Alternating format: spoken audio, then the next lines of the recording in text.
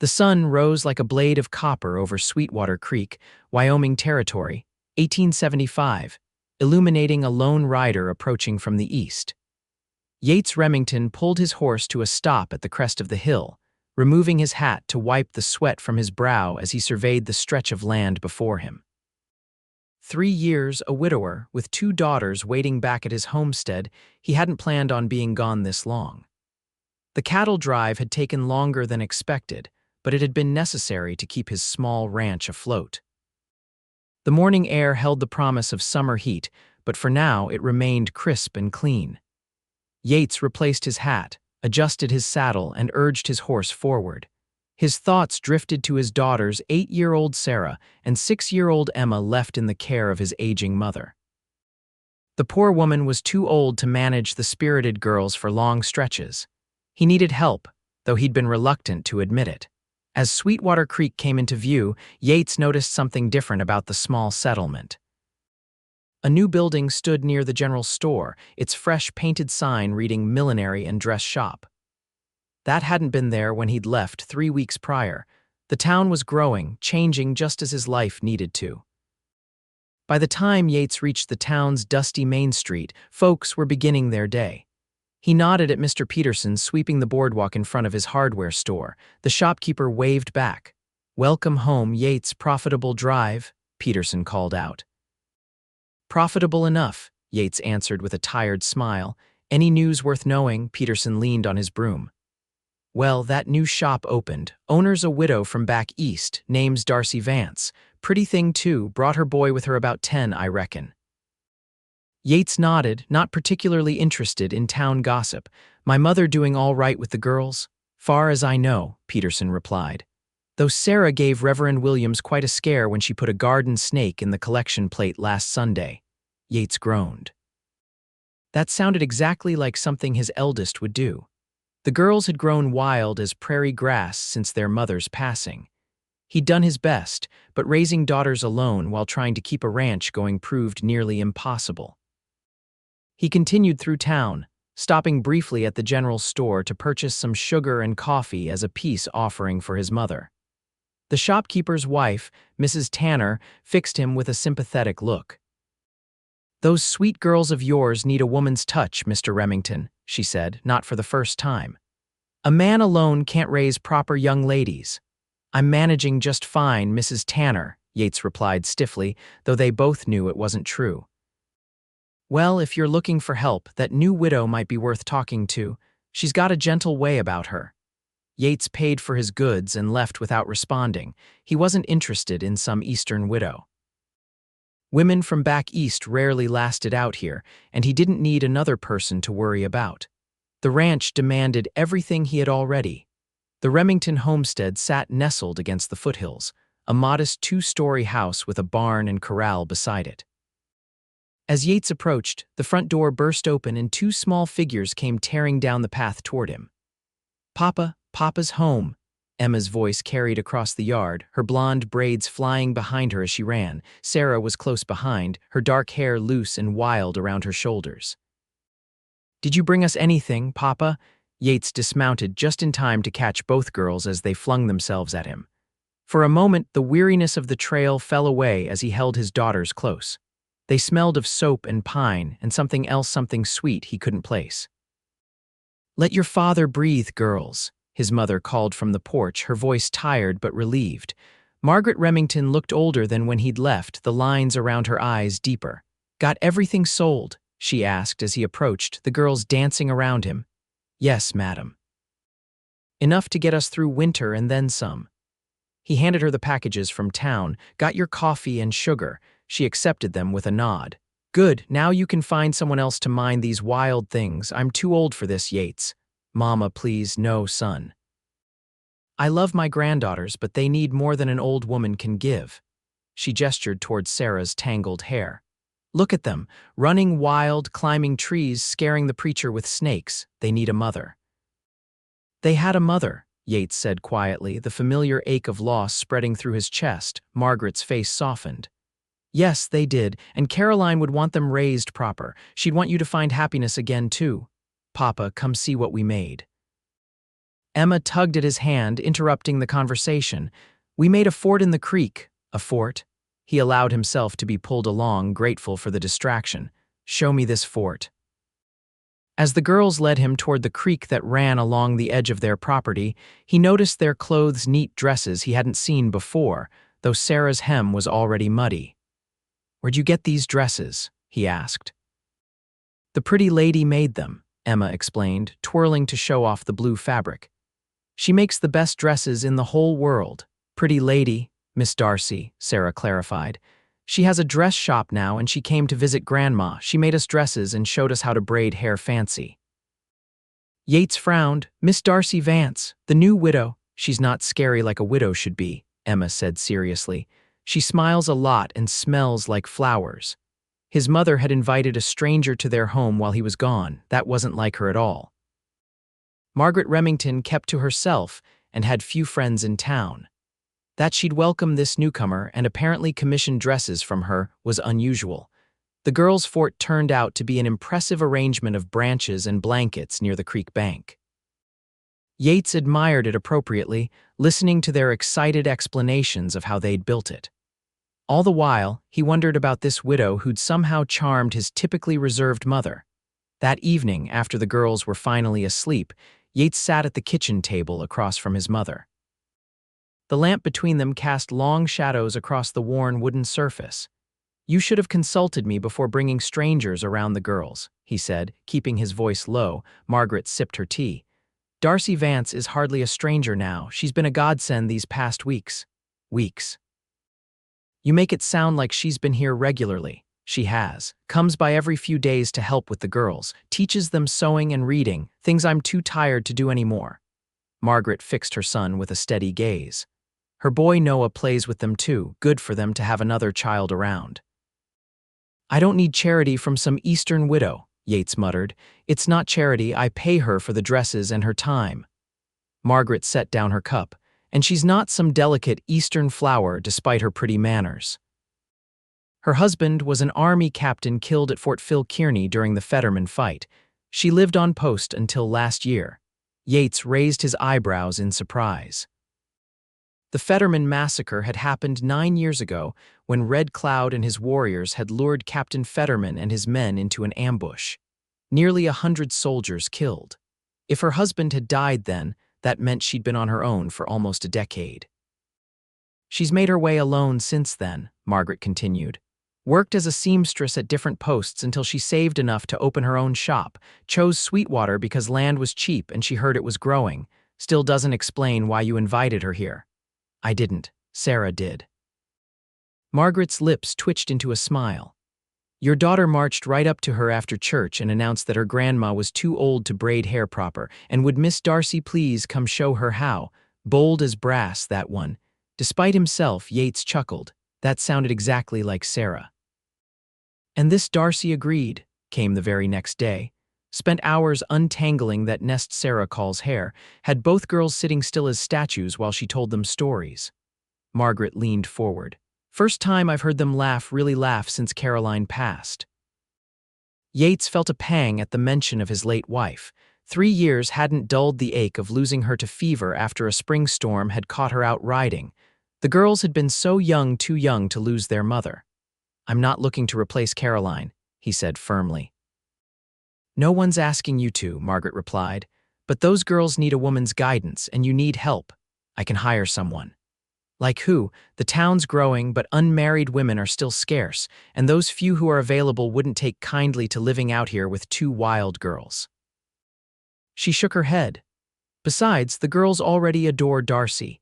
Yates stood and walked to the window, looking out at the moonlit yard. "I'll think about it," he finally said. The next morning, after seeing to the horses and checking the fences near the house, Yates decided to ride into town. He told himself it was to visit the bank and deposit the cattle money, but curiosity about Darcy Vance pulled at him as well. Sweetwater Creek was livelier today, with a wagon train passing through on its way further west. Yates navigated his horse through the crowded street, tipping his hat to acquaintances as he passed. The bank business took little time, and afterward he found himself standing across from the new millinery shop. Vance Millinery and Dress Shop, read the sign in elegant script. The window display featured a lady's hat adorned with a silk ribbon and a child's dress of pale yellow cotton. It looked like quality work, even to his untrained eye. Before he could decide whether to enter, the door opened, and a woman stepped out, followed by a lanky boy carrying a large box. The woman was tall and slender, with chestnut hair pulled back in a neat bun. Her dress was simple but well made, the blue fabric complementing her fair skin. When she turned to speak to her son, Yates caught sight of her profile: a straight nose, full lips, and determined chin. "Careful with Mrs. Johnson's order, Noah," she was saying. "Those hat feathers cost a pretty penny." "Yes, Ma," the boy replied, adjusting his grip on the box. As they started down the boardwalk, the boy noticed Yates watching them. He nudged his mother, who looked up and met Yates's gaze. Her eyes widened slightly in recognition. "Mr. Remington," she said, her voice carrying a hint of the East in its cultured tones. "You're back from your cattle drive. The girls will be delighted." She knew who he was. Of course she would, having spent time with his family. Yates removed his hat, suddenly aware of his dusty clothes and unshaven face. "Mrs. Vance," he acknowledged. "I understand you've been spending time at my ranch while I was away." If she noticed the slight edge to his voice, she didn't show it. "Your mother has been very kind to me and Noah. Your daughters are absolutely charming." The boy Noah looked up at Yates with open curiosity. He was about 10, as Peterson had said, with his mother's chestnut hair and intelligent eyes. "Sarah says you can ride a horse standing up," the boy blurted. "Can you really, Noah?" Darcy admonished, though her lips twitched with amusement. "I used to," Yates admitted, "in my younger, more foolish days." "Could you teach me someday?" Noah asked eagerly. Darcy placed a hand on her son's shoulder. "I'm sure Mr. Remington has more important things to do than teach trick riding." She turned to Yates. "Please excuse us. We need to deliver this order before the afternoon stage leaves." "Of course," Yates replied, stepping aside. As they passed, he caught the faint scent of lavender. Emma had been right, the widow did smell like flowers. Yates stood for a moment longer, watching them make their way down the street. Mrs. Vance moved with a grace that seemed out of place in the dusty frontier town, yet there was a practical efficiency to her steps that spoke of a woman who knew how to survive. Later that afternoon, Yates returned home to find his daughters in the front yard with Noah Vance. The three children were taking turns jumping over a rope while Margaret watched from the porch. Of Darcy Vance, there was no sign. "Papa," Emma spotted him first and abandoned the game to run to him. Noah came to play, his mama's inside helping Grandma with supper. Yates lifted Emma into his arms. "Is that so?" Sarah and Noah approached more slowly. "We're teaching Noah how to lasso," Sarah explained proudly. "He's not very good yet." "It's harder than it looks," Noah defended himself, but he was smiling. "Where's your mother, son?" Yates asked. "Kitchen," the boy replied. "Ma brought apple pie." Apple pie. Yates couldn't remember the last time they'd had such a treat. He set Emma down and headed for the house, curious despite himself. The scent of baking and something savory greeted him as he entered. In the kitchen, he found his mother seated at the table shelling peas while Darcy Vance stood at the stove, stirring something that smelled mouth-watering. She had changed from her town clothes into a simpler dress with an apron tied around her waist. A few strands of hair had escaped her bun, curling against her neck. "There you are," Margaret said, looking up. "Darcy brought supper. Wasn't that thoughtful?" "Very," Yates agreed, though he wasn't entirely comfortable with the arrangement. "You didn't need to do that, Mrs. Vance." Darcy turned from the stove, a wooden spoon in hand. "Please call me Darcy, and it's no trouble. Your mother mentioned you'd be tired from your journey, so I thought a home-cooked meal might be welcome." She gestured to a pie cooling on the windowsill. "The apples are from Mr. Peterson's tree. He trades them for alterations. Darcy's been teaching me her stew recipe," Margaret added. "Never could get mine to taste quite right."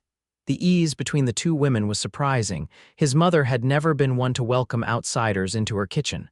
"That's kind of you," Yates said, uncertain how to respond to this domestic scene that had developed in his absence.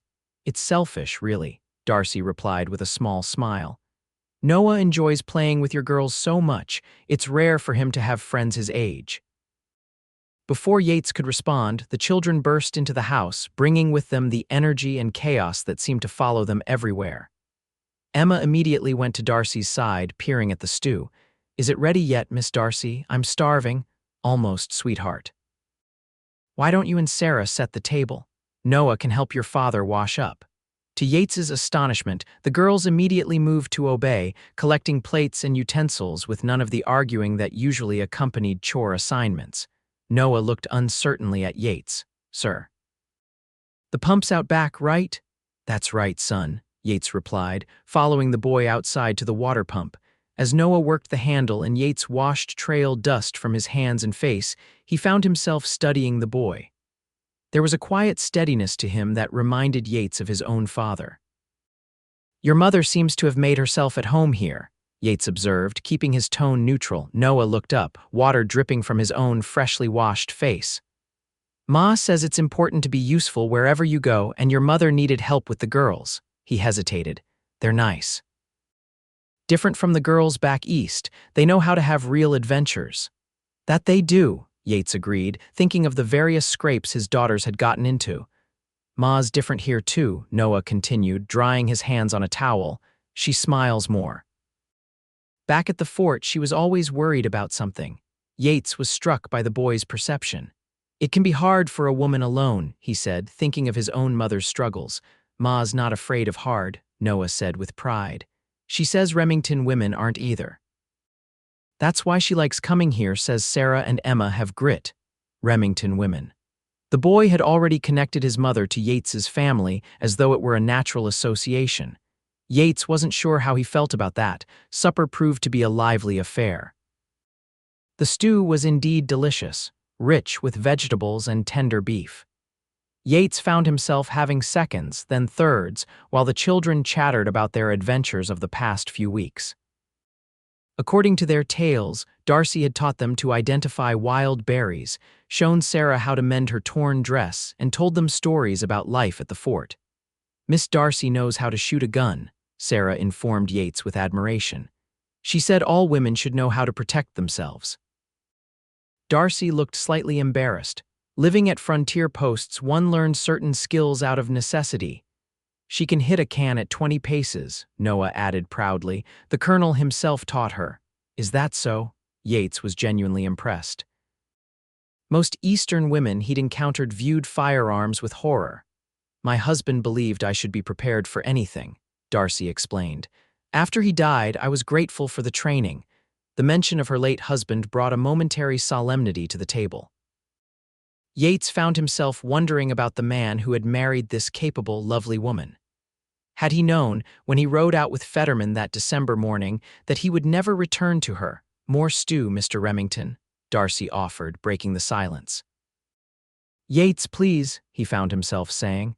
"And yes, thank you." As she served him, their fingers brushed briefly. Darcy's cheeks colored slightly, and she quickly withdrew her hand. For a moment their eyes met, and Yates felt an unexpected jolt of awareness. He looked away first, disturbed by his reaction. After supper, while Margaret supervised the children washing the dishes, Yates found himself alone with Darcy on the front porch. The evening was mild, with fireflies beginning to blink in the gathering darkness. "Thank you for the meal," Yates said, leaning against the porch railing. "It was the best I've had in a long while." Darcy settled into the rocking chair, her hands folded neatly in her lap. "You're welcome. It's nice to cook for more than just Noah and myself occasionally." "My mother says you've been a great help with the girls." "They're wonderful children," she replied. "Spirited, certainly, but intelligent and kind-hearted. They can be a handful," Yates admitted. Since their mother died, he trailed off, unsure why he was sharing this with her. "Loss changes children," Darcy said softly. "Noah was only a year old when his father died, so he doesn't remember him, but he feels the absence all the same." "How do you manage, alone with a boy, one day at a time?" she answered simply. "Some days are harder than others." "Opening my shop has helped given us stability, a home of our own after years of moving from post to post." "Why Sweetwater?" Yates asked, genuinely curious. "It's hardly a thriving metropolis," Darcy smiled. "That's precisely why. Big enough to support a millinery shop, small enough to raise a child safely, and land prices I could afford. She glanced at him. Not so different from why you're here, I imagine. She was right. He'd chosen this area for similar reasons when he and Caroline had decided to settle down. My late wife loved it here, he found himself saying. Said the mountains reminded her of home in Tennessee. It's beautiful country, Darcy agreed.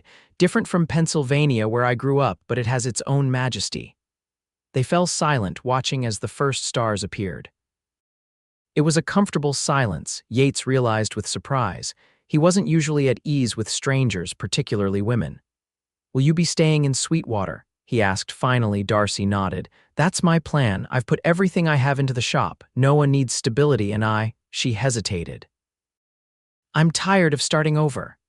Something in her voice, a weariness he recognized, made Yates turn to look at her. In the fading light, with the soft glow from the window illuminating her profile, Darcy Vance was more than pretty. She was beautiful in a quiet, steadfast way that reminded him of the mountains themselves. Miss Darcy, Emma's voice came from inside. Can you braid my hair for bedtime? Please, Darcy rose with a smile. Duty calls. Would you mind bringing Noah home in your wagon later? It's getting dark for walking. Of course, Yates agreed, watching as she went inside to tend to his daughter. Later, after the pie had been eaten and the girls put to bed, Yates hitched his wagon to take Darcy and Noah home. The boy fell asleep almost immediately, lulled by the gentle rocking of the wagon on the road into town. He's exhausted, Darcy said fondly, adjusting her shawl around her son's shoulders. Your daughters are excellent at wearing him out. They have that effect on most people, Yates replied dryly. They traveled in companionable silence for a while, the only sounds the creaking of the wagon and the steady clip-clop of the horses' hooves.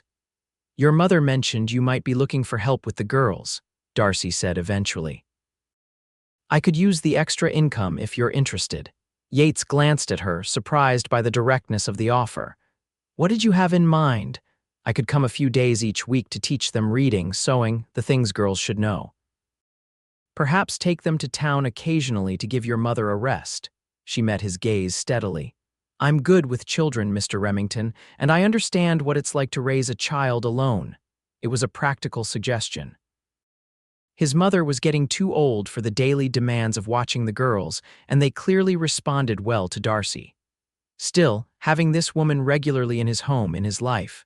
I'll consider it, he said finally. Darcy nodded, accepting his non-committal answer without pressing. Another thing he appreciated about her, she didn't push where she wasn't wanted. The millinery shop had a small apartment above it, accessed by an exterior staircase at the side of the building. Yates carried the sleeping Noah up the stairs while Darcy unlocked the door. The apartment was modest but neat, with simple furniture and a few personal touches: a quilt that looked handmade, a shelf of books, a painting of mountain scenery.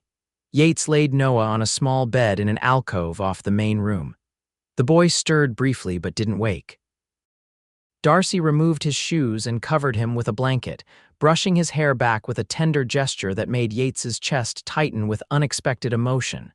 Thank you, she said as they moved back to the main room. Would you like some coffee before you go? He should refuse. It was late and he had an early morning ahead, but something made him nod. That would be nice. While Darcy busied herself at the small stove, Yates examined the apartment more closely. Besides the main room, which served as kitchen, dining, and sitting area, there appeared to be just one other door, presumably leading to Darcy's bedroom. It was a small space for two people, but clean and well organized. You have a nice home, he commented, noting the care that had gone into each detail. We've had smaller, Darcy replied, measuring coffee into a pot. When Noah was a baby, we lived in a single room at Fort Laramie. After that, anything feels spacious.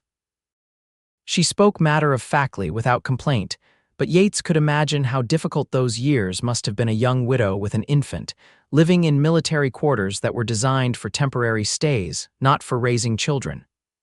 How did you manage? He asked, genuinely curious. Darcy glanced over her shoulder. The same way you do, I expect, one foot in front of the other day after day. She set the coffee to boil. Other officers' wives helped when they could. I took in sewing, mending uniforms mostly. The colonel's wife was particularly kind, taught me millinery work when she saw I had a knack for it. And now you have your own shop. Yes. There was quiet pride in her voice. 9 years of saving every penny, moving from post to post as assignments changed. When the last fort closed, I knew it was time to put down roots for Noah's sake. The coffee was ready. Darcy poured 2 cups and handed one to Yates, their fingers brushing again in the exchange. This time, Yates was the one who felt the unexpected warmth of the contact. They sat at the small table by the window that overlooked the now quiet Main Street. From this vantage point, they could see most of the town, the saloon still lit with activity, the darkened storefronts, the church steeple silvered by moonlight. "Will you take me up on my offer?" Darcy asked after they had sipped their coffee in silence for a moment. "About helping with the girls?" Yates studied her over the rim of his cup. In the lamplight, her eyes were a warm brown with flecks of gold, direct and honest. There was nothing coy or calculating in her expression, just straightforward practicality. "What would your terms be?" he asked. 2 days a week to start. I can come in the mornings after opening the shop and stay until supper time.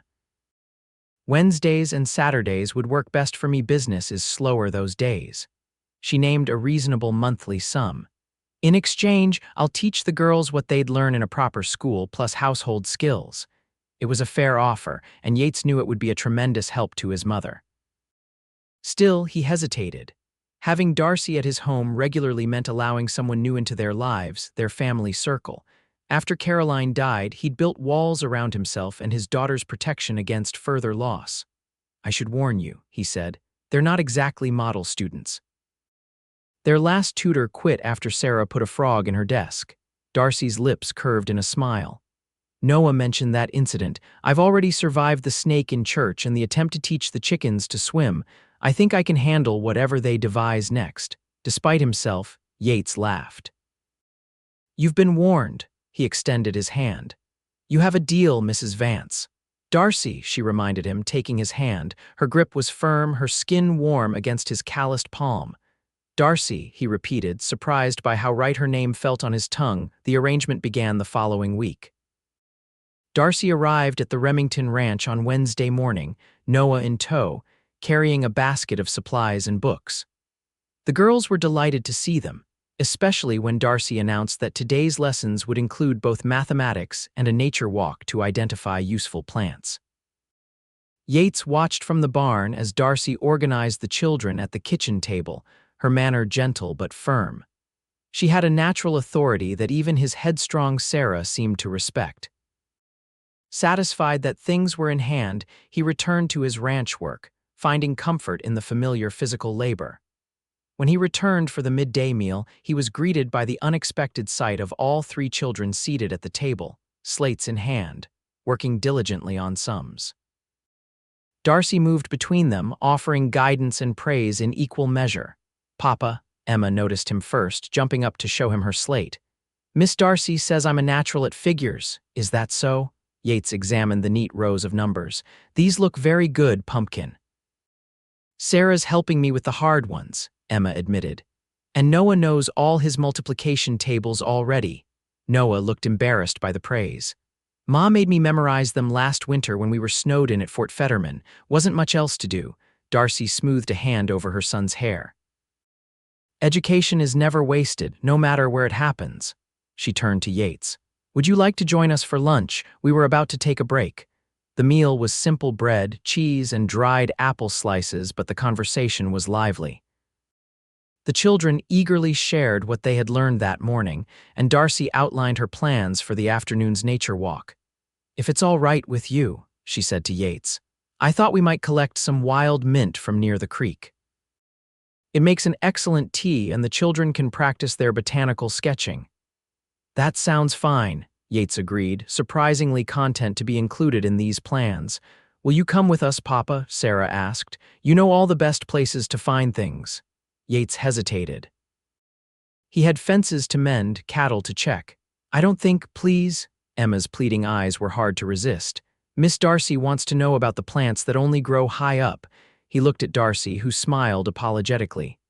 "I mentioned that different plants grow at different elevations." They're quite fascinated by the concept. Just for an hour, Yates found himself agreeing, unable to resist the combined appeal of his daughters, and he had to admit, the prospect of spending time with Darcy. The afternoon unfolded in unexpected pleasure. Yates led their small expedition along the creek and up into the lower slopes of the foothills, pointing out plants he'd learned about from an old trapper years ago.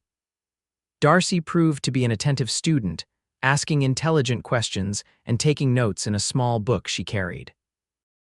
"This one's good for fever," Yates explained, indicating a small flowering plant nestled between rocks. "The Shoshone taught the early settlers about it." "Fascinating," Darcy murmured, sketching the plant quickly. "The military doctors could have used this knowledge. They rely too heavily on conventional medicines that aren't always available at remote posts." Her practical approach impressed him. Many Eastern women he'd encountered viewed frontier medicine as primitive superstition. The children ranged ahead, collecting specimens under Noah's careful supervision. The boy had a natural leadership ability, Yates noticed, keeping the younger girls from wandering too far while encouraging their explorations. "Your son's a fine boy," Yates commented as they walked. "You've done well with him." Darcy's expression softened with pride. "Thank you, it hasn't always been easy, but he's worth every struggle." She glanced at Yates. "Your girls are wonderful too, they have such curiosity and spirit." "Too much spirit sometimes," Yates admitted with a rueful smile. "No," Darcy shook her head. "Never too much. The world tries hard enough to tame girls. Let them be wild while they can." There was something in her voice, a hint of past constraint that made Yates curious about her own upbringing. Before he could ask, Emma called out, having discovered a patch of wild strawberries. The moment passed as they joined the children in harvesting the tiny, sweet berries. By the time they returned to the house, the afternoon was waning. Margaret greeted them at the door, eyebrows raised at the sight of her son participating in what was clearly a lesson.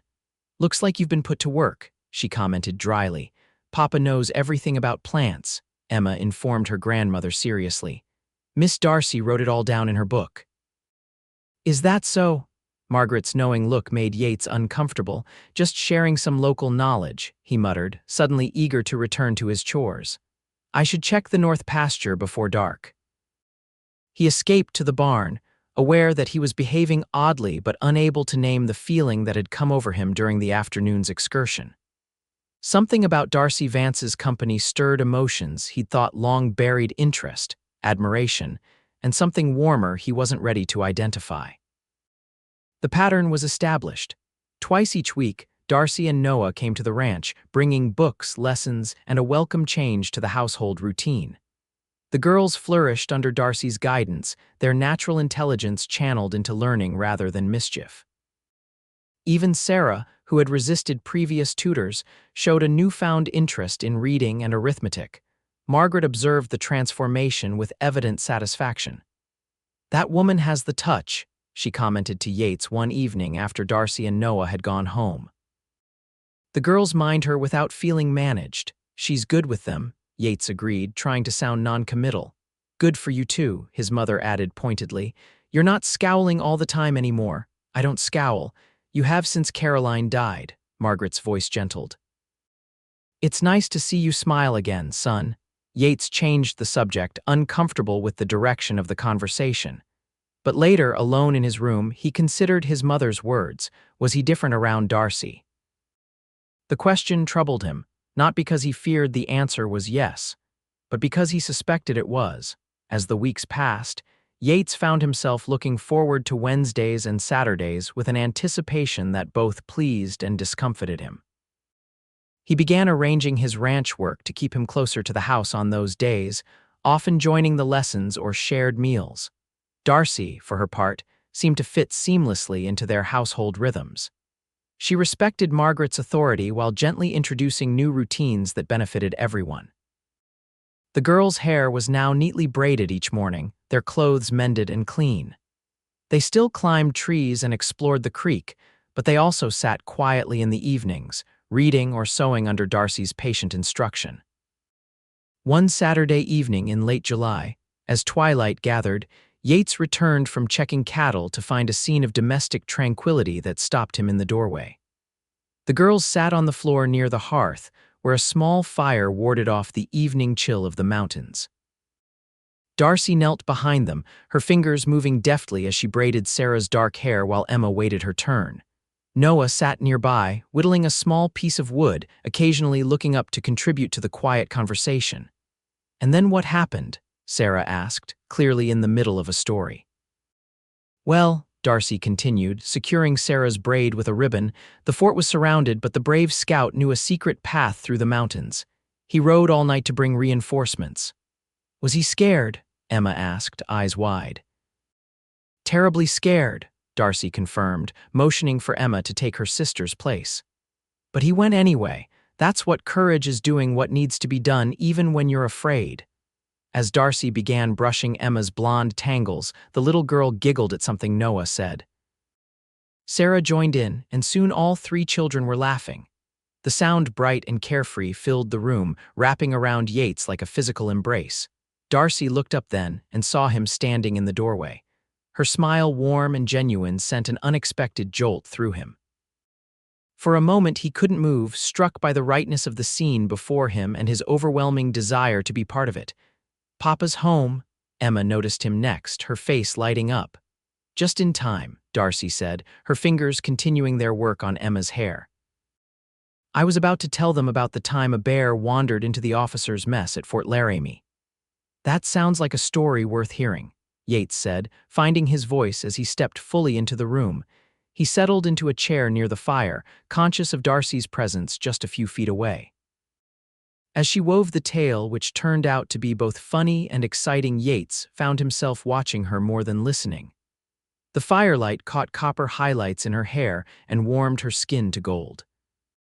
Her hands moved gracefully as she braided, her voice rising and falling with the rhythm of the story. The children hung on her every word, even Noah, who had surely heard the tale before. When she finished, tying off Emma's braid with a flourish that made the little girl beam with pleasure, Sarah immediately begged for another story. "It's getting late," Darcy demurred, glancing at Yates as if seeking his opinion. "Just one more," Sarah pleaded. "Please, Miss Darcy." "Tell us about the Christmas at the fort when it snowed so much the doors were blocked." "Oh yes," Emma clapped her hands. "I love that one," Darcy laughed, a sound that seemed to brighten the room further. "Very well, one more, but then it's time for Noah and me to head back to town." As she began the new tale, she moved to sit in a chair opposite Yates, her skirts rustling softly.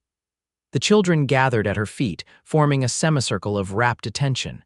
Even Margaret, who had been knitting in the corner, set her work aside to listen. Watching them, Yates was struck by a powerful sense of completeness he hadn't felt in years. The hole left by Caroline's death, a jagged, painful absence, had somehow been filled without his noticing. Not replaced, but healed, like a broken bone that finally mends. The realization disturbed him deeply. He wasn't ready for these feelings. Might never be ready. When the story ended, Yates quickly volunteered to take Darcy and Noah home, needing space to think. The wagon ride into town was quieter than usual. Noah dozing against his mother's side while Yates and Darcy exchanged only necessary conversation. At her door, Yates carried Noah upstairs as had become their routine. After settling the boy in his bed, he turned to find Darcy watching him with an unreadable expression. "Is something wrong?" she asked softly, her eyes searching his face. Yates shook his head, unable to articulate the tumult of his thoughts. "Just tired, of course." She didn't look convinced. "Thank you for the ride home." He should leave, say goodnight, and go. Instead, he found himself lingering, drawn by something in her expression. "The girls adore you," he said finally. "I adore them too," she smiled, though there was a hint of sadness in it. "They make Noah and me feel like part of a family again." The word family hung between them, laden with meaning neither was ready to voice. "Darcy, Yates began, then stopped, uncertain what he wanted to say. She waited, her face open and patient. When he didn't continue, she took a small step closer. "It's all right to feel again, Yates," she said gently. "Caroline would want that for you." The sound of his late wife's name on Darcy's lips startled him. He hadn't realized the women had even been discussed. "Your mother speaks of her sometimes," Darcy explained, reading his expression. She was clearly remarkable. She was, Yates agreed, his throat tight. The girls are so much like her. I see that in Sarah's determination and Emma's laughter. Darcy's voice was soft with understanding. You've kept her alive for them in all the ways that matter. Something in her words, the permission they seemed to grant, loosened a knot in Yates's chest that had been tight for 3 long years. Thank you, he managed, the words inadequate for the relief he felt. Darcy nodded, seemingly understanding all he couldn't say. Good night, Yates. Good night, he replied, taking his leave before he could act on the sudden, powerful urge to touch her, to take her hand, or, God help him, to pull her close and discover if her lips were as soft as they looked. The ride home gave him time to regain his composure, but not to resolve the confusion in his heart. By the time he reached the ranch, he had decided only one thing. He needed time to sort through these unexpected feelings before he did something rash. His resolution lasted precisely 3 days. On Tuesday afternoon, Yates was repairing a fence line when he heard hoofbeats approaching at a gallop.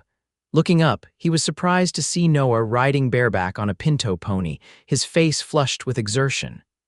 Mr. Remington, the boy called out, pulling the pony to a sliding stop. Ma sent me to fetch you. There's trouble in town. Yates's heart lurched. Is your mother all right? She's fine, but she's worried about the girls. Noah was breathless from his hard ride. Some men came to town trail hands from the cattle drive passing through. They're drinking and causing trouble. Ma says you should bring the girls to our place until they move on. Relief that Darcy wasn't in danger was quickly replaced by concern about the situation. Trail hands after a long drive could be unpredictable, especially with whiskey involved. Sweetwater wasn't large enough to have a proper sheriff, just a town marshal who was getting too old for confrontations. Did your mother send you on that pony? Yates asked. Already gathering his tools, Noah looked sheepish. No, sir, she sent me on our wagon horse, but he's too slow. I borrowed this pony from Mr. Peterson's corral. Despite the seriousness of the situation, Yates had to admire the boy's initiative. Let's get back to the house. You can ride double with me. They arrived at the ranch to find Margaret already packing a small bag for the girls. She had heard the commotion from a neighbor who'd ridden through earlier. Those cattle drivers nearly started a brawl at the saloon, she reported. Marshal Jenkins is trying to keep order, but he's outnumbered. Darcy thought the girls would be safer in town where we can all keep an eye on them until the drovers move on. Yates nodded, understanding the logic. In town, the girls would be within a community that could protect them. Here at the isolated ranch, they would be vulnerable if any troublemakers decided to wander out this way. Pack enough for a few days, he instructed. Sarah, Emma, put on your good dresses. We're going to stay with Miss Darcy for a little while. The girls, sensing adventure, needed no further encouragement. Within half an hour, the wagon was loaded with essential belongings, and they were on their way to town.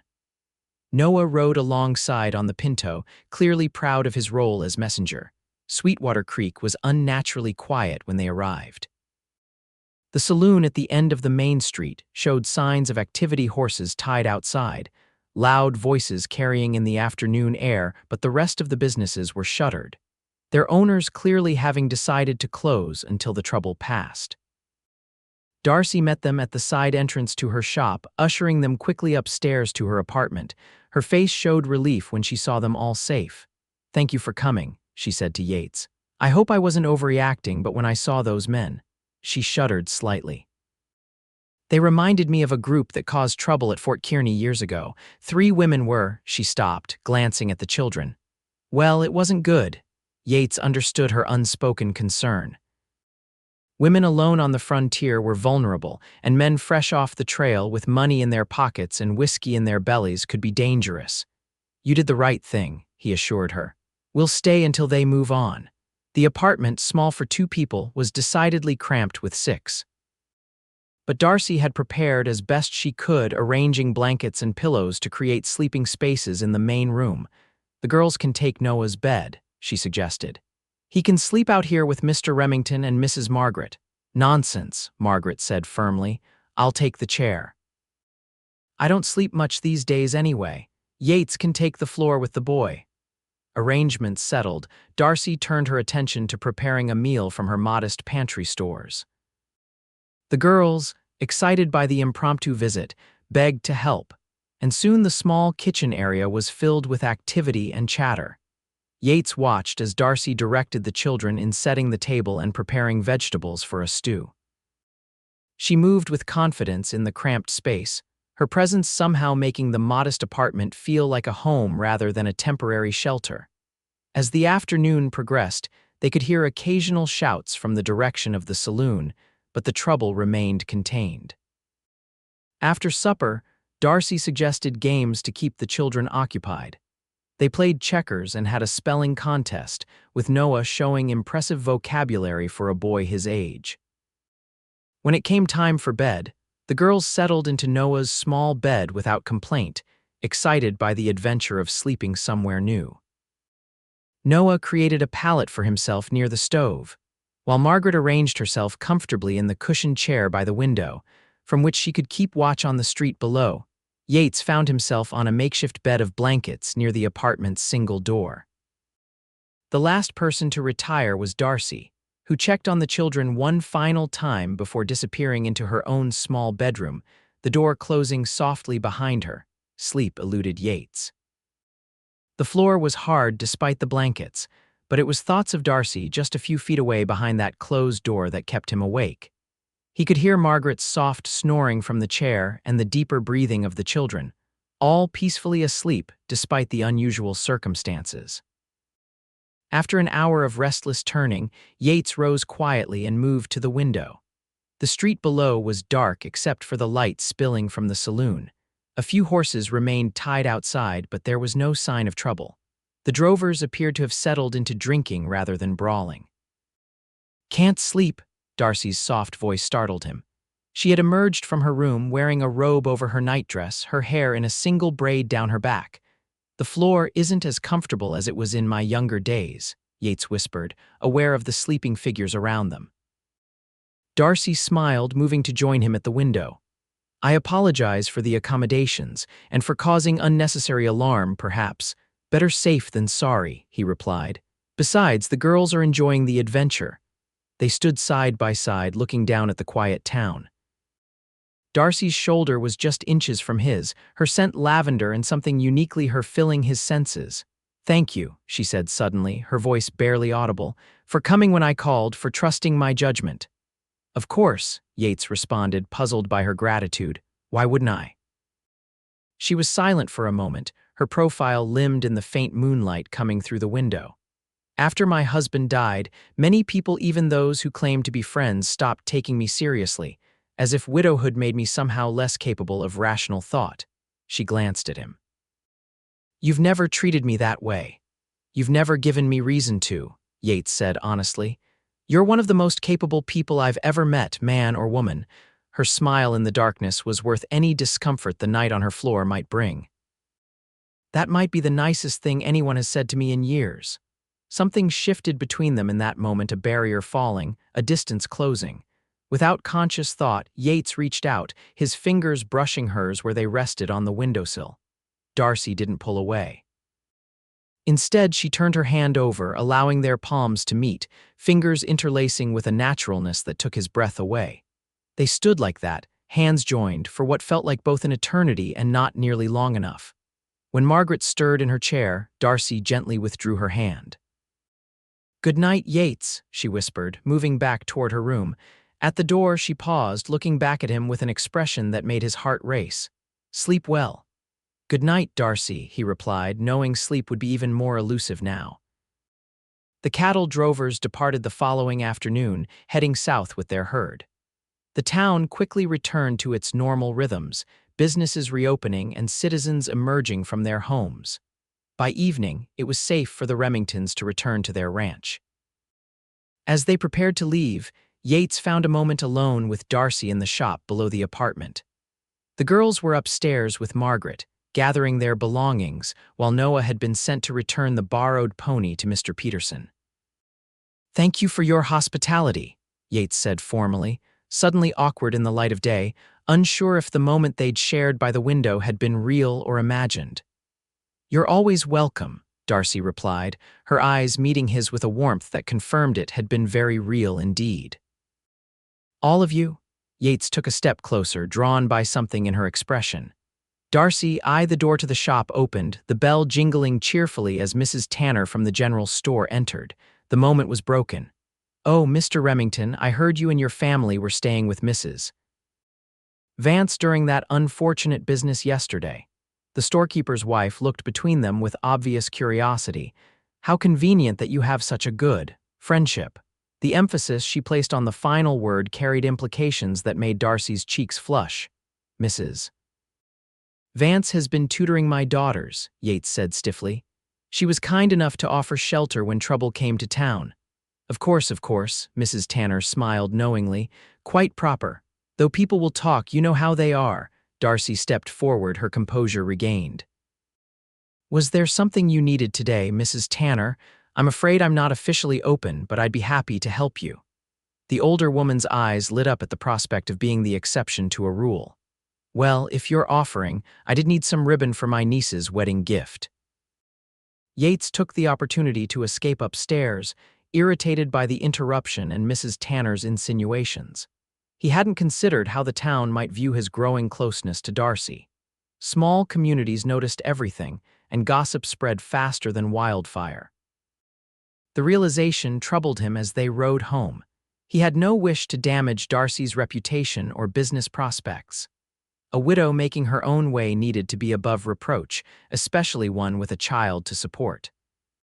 His frequent visits to her shop, the time she spent at his ranch, all would be observed and commented upon. For the next week, Yates deliberately kept his distance. When Darcy came to tutor the girls, he made sure to be working far from the house.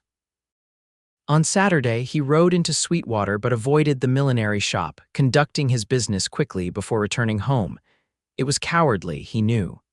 But he needed time to think, to decide what he wanted and what was best for everyone involved. The girls had already lost one mother. He couldn't risk attaching them to Darcy only to have things end badly. His strategy might have continued indefinitely if not for Sarah. His headstrong daughter cornered him in the barn one evening, her young face set in an expression of determination that reminded him painfully of Caroline. "Why are you being mean to Miss Darcy?" she demanded, hands on her hips. Yates looked up from the saddle he was repairing, surprised by the direct question. "I'm not being mean to her, Sarah." "Yes, you are. You're avoiding her and it's making her sad." Sarah's eyes, so like his own, bored into him accusingly. "She keeps looking for you when she comes to teach us, but you're never there anymore." "I've been busy with ranch work," Yates explained, uncomfortable with his daughter's perception. "That's a lie," Sarah said bluntly. "You like Miss Darcy. Noah says his ma likes you too." "So why are you hiding from her, out of the mouths of babes?" Yates set down his tools, recognizing that this conversation deserved his full attention. "It's complicated, Sarah." "No, it's not. You're just scared." His daughter's assessment was unnervingly accurate. "Mama would want you to be happy." "She told me so." Yates stared at his daughter. "What do you mean?" Sarah's expression softened. "Before she got sick that last time, she said if anything ever happened to her, I should make sure you weren't sad forever." A small smile. "She said you're too stubborn to find happiness again unless someone pushes you." Tears pricked at Yates's eyes. It sounded exactly like something Caroline would say. His wife had always seen through him, understanding his nature better than he did himself. "Miss Darcy makes you smile," Sarah continued, "and she makes the best apple pie, and she knows how to braid hair proper, and she doesn't mind when Emma gets mud on her dresses." She took a deep breath. "We want her to stay, Papa, her and Noah both." The simplicity of his daughter's words cut through months of confusion and hesitation. Sarah was right, he was afraid of change, of loss, of opening himself to the possibility of pain again. But in protecting himself, he was denying all of them, his daughters, his mother, Darcy, Noah, and himself, the chance at something precious. "When did you get so smart?" he asked, pulling Sarah into a hug. "I've always been smart," she replied matter-of-factly, returning his embrace. "You just haven't been paying attention." Yates laughed, a weight lifting from his chest. "I'll fix this, Sarah, I promise." The next morning, Yates rode into town earlier than usual. The millinery shop wouldn't open for another hour, which was exactly as he'd planned.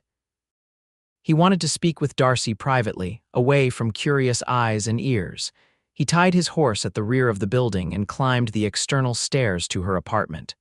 For a moment, he hesitated, suddenly uncertain. What if he'd misinterpreted everything? What if Darcy's interest had been merely friendliness, nothing more? Before he could lose his nerve, he knocked firmly on the door. It opened almost immediately, revealing Darcy in a simple blue dress, her hair not yet pinned up for the day. She looked startled to see him. Yates. "Is everything all right? The girls are fine," he assured her quickly. "May I come in? I need to speak with you." Darcy stepped back, allowing him entry. The apartment was quiet. Noah must have already gone downstairs to help prepare the shop for opening. "I've been avoiding you," Yates said without preamble, turning to face her. "And I owe you an explanation." Darcy's expression was guarded, but she nodded for him to continue. "After Caroline died, I thought that part of my life was over. That I'd had my chance at happiness, and now my only job was to raise the girls as best I could." He took a deep breath. "I never expected to feel anything for anyone again." Hope flickered across Darcy's face, quickly controlled. "And now I find myself thinking about you when you're not there, wondering what you'd say about things I see or do, looking forward to Wednesdays and Saturdays like a schoolboy." He stepped closer. "I've been keeping my distance because I'm afraid, Darcy. Afraid of what I feel for you and what it might mean for all of us if I'm wrong." "And what do you feel?" Darcy asked softly, her eyes never leaving his. "That you've become essential, to the girls, to my mother, to me." Yates took another step, close enough now to see the flecks of gold in her brown eyes. "I think I'm falling in love with you, Darcy Vance, and it terrifies me." For a long moment, Darcy was silent, her expression unreadable. Then, slowly, she raised a hand to his cheek, her touch feather light. "I understand fear, Yates," she said. "I've lived with it since the day the messenger came to tell me John wasn't coming home. Fear that I wouldn't be able to care for Noah alone. Fear that I'd fail him. Fear that the loneliness would never end." Her voice wavered slightly. "And then I came to Sweetwater and met a stubborn rancher with 2 wild daughters who made me feel brave again." Yates covered her hand with his own, turning to press a kiss to her palm. "I'm not brave, just desperate not to lose something precious before it's even properly begun." "Then don't," Darcy whispered, her eyes shining with unshed tears, "because I think I'm falling in love with you too."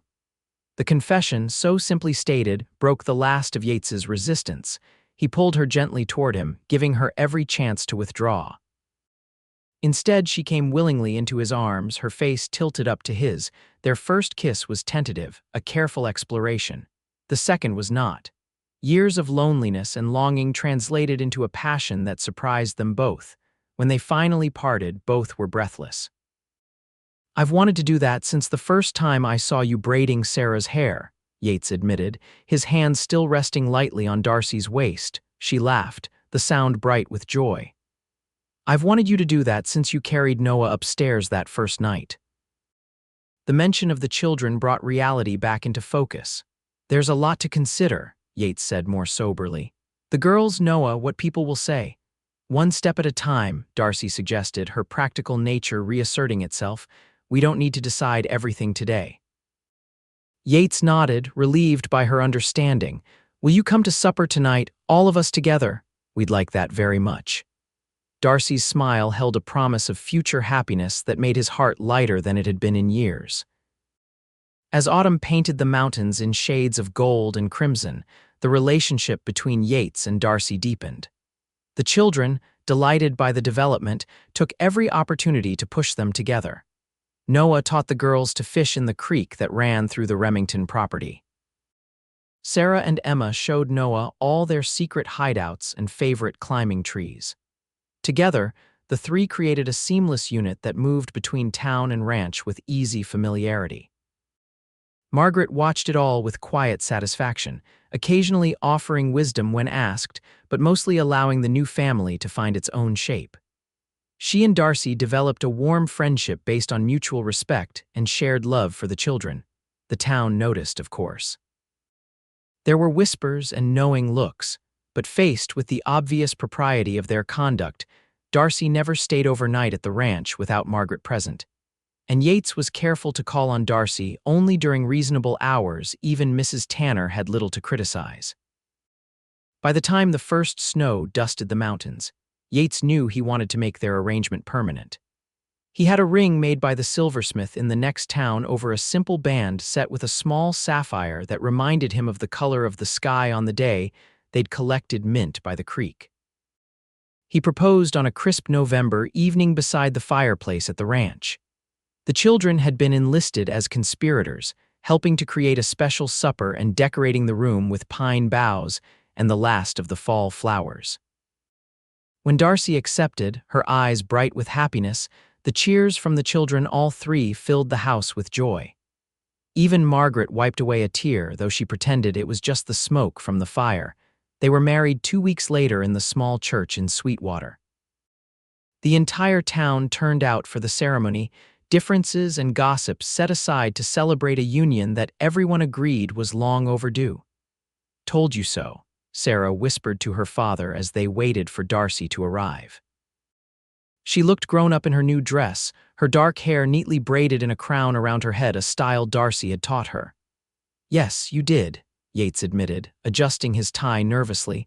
"Smartest 8-year-old in Wyoming Territory." When Darcy appeared at the church door, Noah proudly escorting his mother down the aisle, Yates felt his breath catch. She wore a simple cream-colored dress of her own making, her chestnut hair arranged in an elegant knot with a few curls framing her face. She looked beautiful, but it was the joy in her expression that truly took his breath away. The ceremony was brief, but heartfelt. When the minister pronounced them husband and wife, Yates kissed his bride to enthusiastic applause from the congregation. Emma and Sarah rushed forward immediately after, embracing Darcy with such enthusiasm that she nearly lost her balance. "Does this mean we call you Ma now?" Emma asked, looking up at her new stepmother with adoration. Darcy knelt to the girl's level, taking their hands in hers. "You can call me whatever feels right to you," she said gently.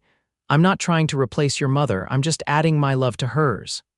"I think she would like you," Sarah said seriously. "She'd be glad you're here to braid our hair and teach us things."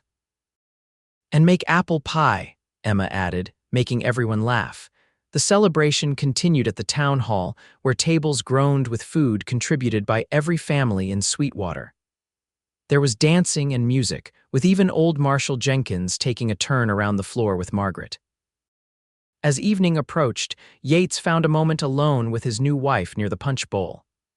"Happy, Mrs. Remington?" he asked, still savoring the sound of her new name. "Completely," Darcy replied, her eyes shining as she watched Noah teaching Emma a dance step while Sarah looked on with exaggerated criticism. "Look at them. Already family in every way that matters." "Speaking of family," Yates said, sliding an arm around her waist, "what would you think about adding to ours someday?" Darcy's smile was answer enough, but she added words for good measure. "I think that would be wonderful. Though maybe we should get through the winter with the 3 we already have before planning for more." "A sensible suggestion," Yates agreed, dropping a kiss on her temple, "though I'm not known for my patience." Their first night as husband and wife was spent, unexpectedly, at the ranch rather than in town as planned.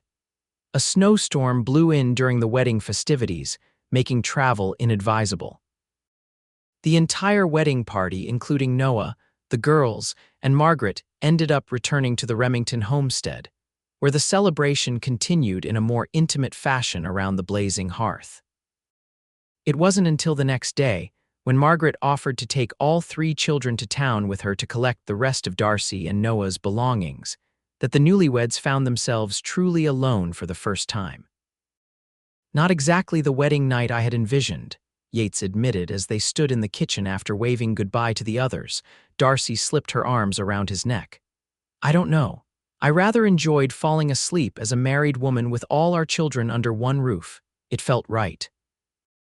"Our children," Yates repeated, liking the sound of it. "We're really doing this, aren't we? Becoming a family." "We already are a family," Darcy corrected gently. "Today just makes it official." Her smile turned mischievous. Though I won't object if you'd like to make other aspects of our marriage official as well, now that we have the house to ourselves." Yates needed no further invitation. The winter passed in a blur of adjustment and joy as the newly formed family settled into their routines. Darcy continued to operate her shop in town, riding in 3 days a week, while Noah attended the small school that had recently opened. The other days, she worked from home, converting a small room off the kitchen into a sewing area where she completed orders for her customers. The ranch prospered under the combined efforts of Yates and his new wife, who proved to have a head for figures and organization that complemented his practical knowledge of cattle and land. By spring, they had plans to expand their herd and possibly purchase the adjacent property that had stood vacant since Old Man Wilkins had returned east the previous year.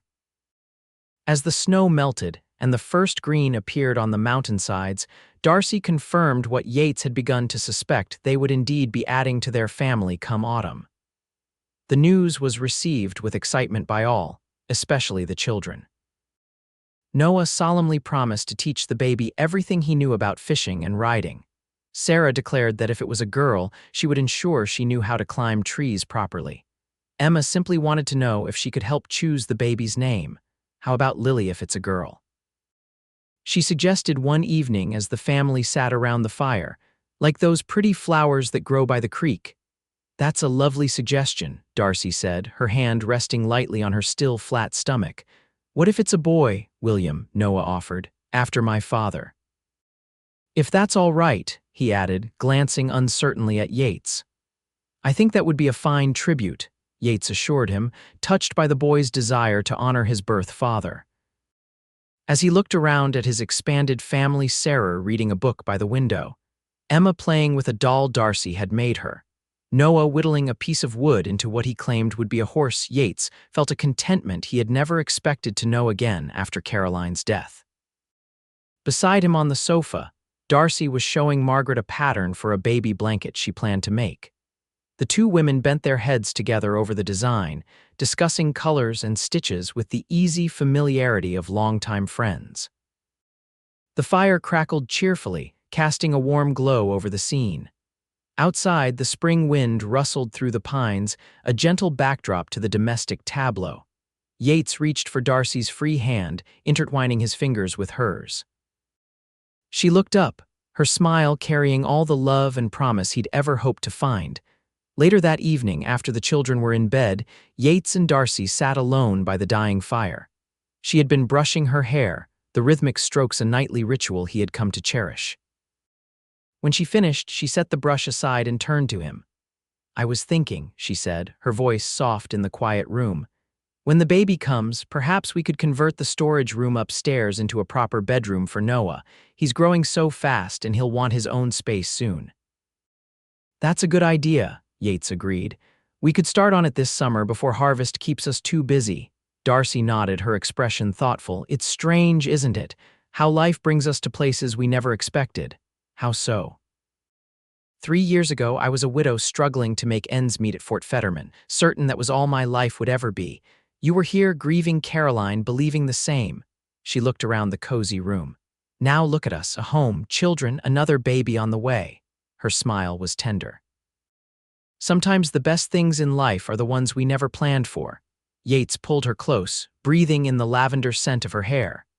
"The very best things," he agreed. The following day brought warm sunshine after a week of spring rain.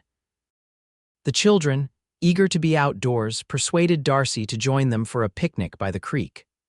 Margaret declined, preferring to stay home and rest her arthritic knees, so Yates accompanied them, carrying the picnic basket while Darcy brought a quilt to spread on the ground. The creek was running high with snowmelt from the mountains, its banks lush with new growth. They found a dry, level spot beneath an old cottonwood tree where the dappled shade provided relief from the strengthening sun. While the children explored the creek bank, looking for interesting stones and early wildflowers, Yates and Darcy arranged the picnic.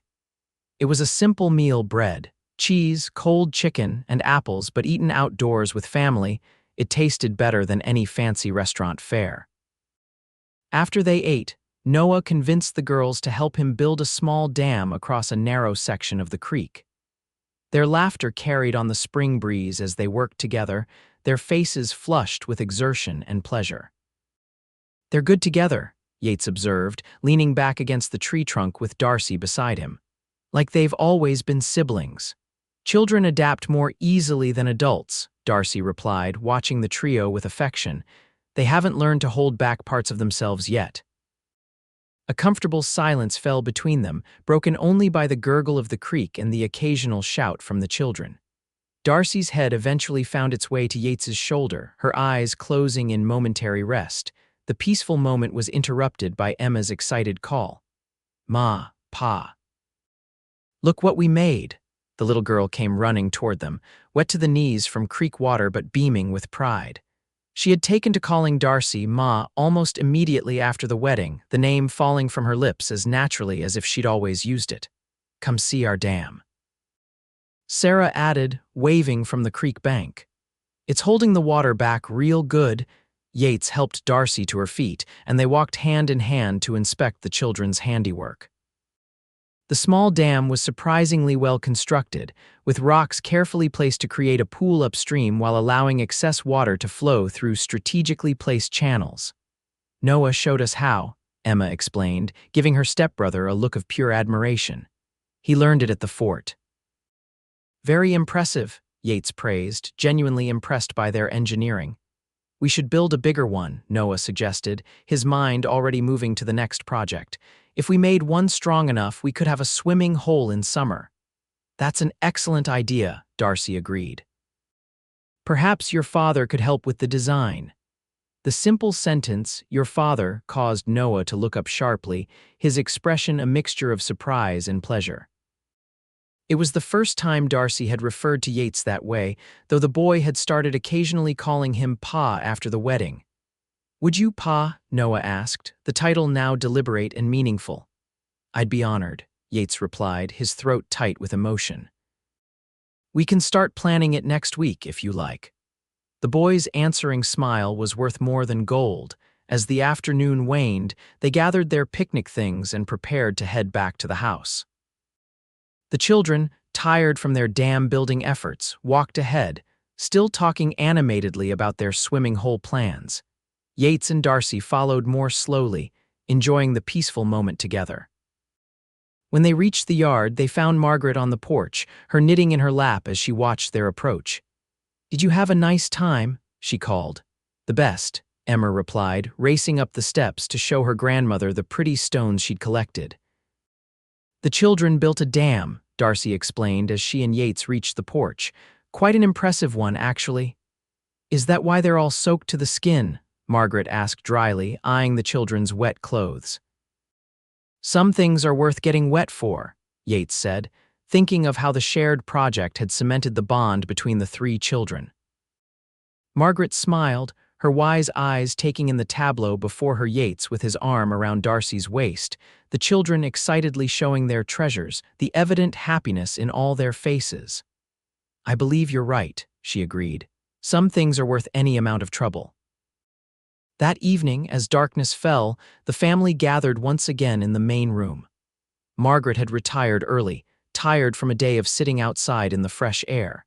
The children were subdued after their active afternoon, content to engage in quiet activities before bedtime. Sarah and Emma sat on the floor near the fire, their freshly washed hair still damp. Without being asked, Darcy settled behind them, brush in hand, and began the nightly ritual of untangling and braiding. "Tell us a story, Ma," Emma requested as Darcy worked on Sarah's dark tresses first. "A new one we haven't heard before. Let me think," Darcy mused, her fingers moving with practiced ease. "Have I told you about the time a young cavalry officer rescued a settler's daughter from a flash flood?" Sarah shook her head, careful not to disturb the braid in progress. "Is it exciting?" "Very," Darcy promised, securing Sarah's braid with a ribbon before moving on to Emma's blonde hair. "It happened during the spring thaw, much like now when the creeks and rivers run high."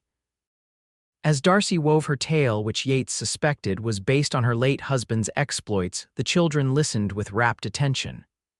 Noah, who had been reading by the window, set his book aside to join the audience, settling on the floor near his stepsisters. The fire crackled, adding a warm backdrop to Darcy's voice as she described the brave officer riding into the churning waters to reach the stranded girl. Her hands never stopped their gentle work, braiding Emma's hair into a neat plait while the story unfolded. Watching from his chair, Yates was struck by the scene's perfection, his daughters' faces animated with interest. Noah leaning forward to catch every word, Darcy's expressive voice rising and falling with the drama of her narrative. This was what he had missed in the lonely years after Caroline's death.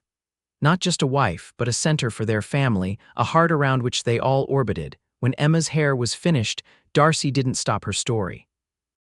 Instead, she invited the little girl to lean back against her, creating a tableau of maternal tenderness that made Yates's chest ache with gratitude.